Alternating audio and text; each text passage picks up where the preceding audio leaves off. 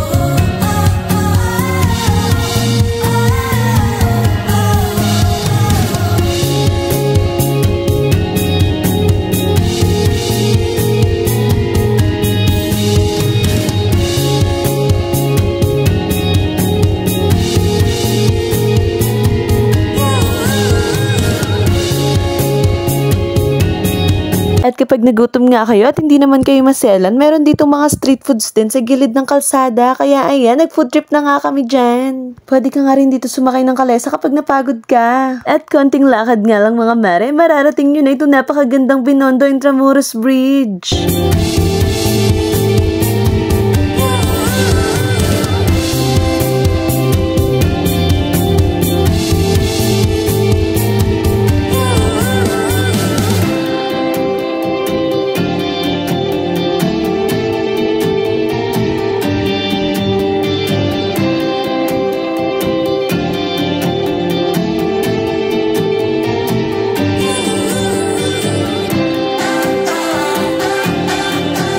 At dahil inopen na nga yung ilaw, bumalik na nga kami para masilayan lalo ang kagandahan nitong Pasig River Esplanade.